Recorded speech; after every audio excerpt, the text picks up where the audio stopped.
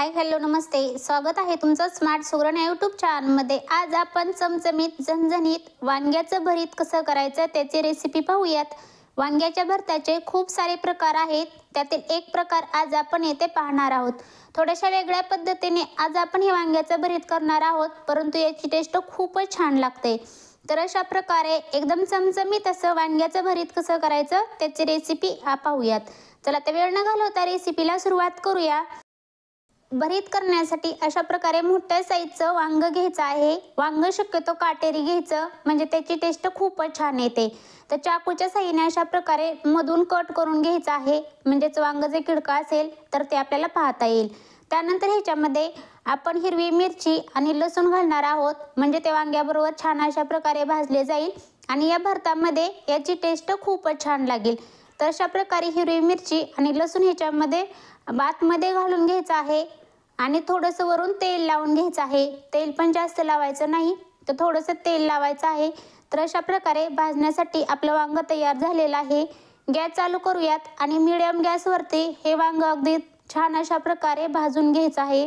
त्याची साईड सतत पलटी करत राहायची, म्हणजे सर्व बाजूंनी हे वांग एकसारखं भाजलं जाईल।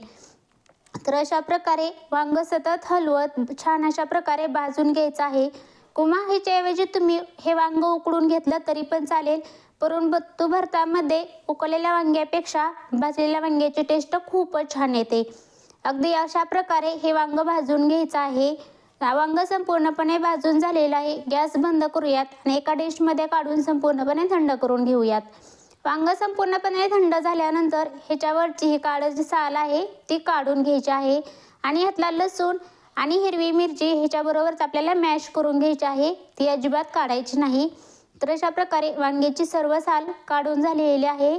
तर फोर्कच्या साहाय्याने ही वांग आपण मॅश करून घेणार आहोत। तर अशा प्रकारे संपूर्ण वांग छान अशा प्रकारे मॅश करून घ्यायचं आहे। ह्याच्यामध्ये गाठी अजिबात ठेवायच्या नाहीत।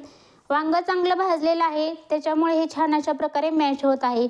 लसूण आणि हिरवी मिरची पण अगदी छान अशा प्रकारे मॅश झालेली आहे। तर अशा प्रकारे संपूर्ण वांग आपण बारीक करून घेतलेलं आहे। हे साईडला ठेवून देऊयात। प्रथम फोडणीची तयारी करून घेऊयात। त्यासाठी पॅनमध्ये 2 चमचे तेल घेतलेलं आहे।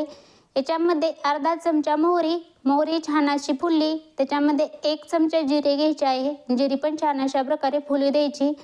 त्यानंतर 5 ते 6 कढीपत्त्याची पाने घेऊयात आणि छान अशा प्रकारे फुलून घेऊयात। त्यानंतर 1 कांदा बारीक कट करून घेतलेला आहे, तो ॲड करूयात आणि मिक्स करून घेऊयात। कांदा एकदम ब्राऊन रंगावरती आपल्याला भाजून घ्यायचा नाही। कांद्याचा रंग थोडासाच बदलेल इथपर्यंत आपल्याला हा कांदा तळून घ्यायचा आहे।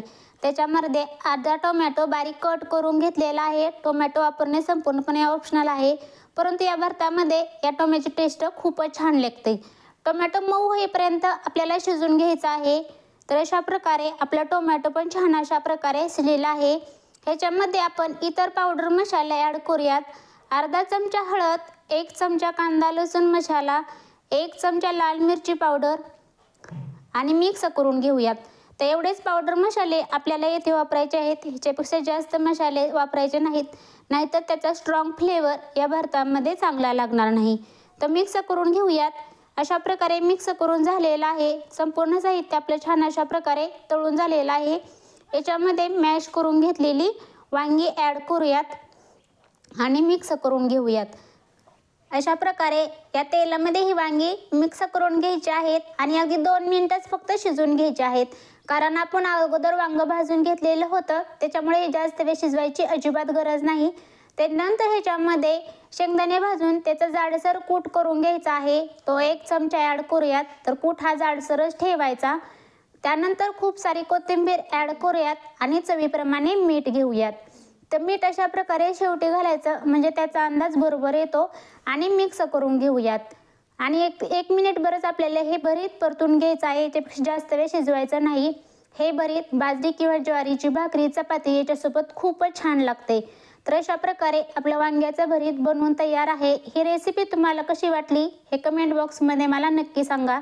रेसिपी आवडल्यास रेसिपीला लाईक करा, शेअर करा आणि चॅनलला सबस्क्राईब केलं नसेल तर जरूर सबस्क्राईब करा। त्याचबरोबर शेजारील बेल आयकॉन क्लिक करा, म्हणजे मी अशा नवनवीन रेसिपी टाकत असते त्याचं नोटिफिकेशन सर्वात प्रथम तुम्हाला मिळेल, म्हणजे तुम्ही माझी कोणतीच रेसिपी मिस नाही करणार।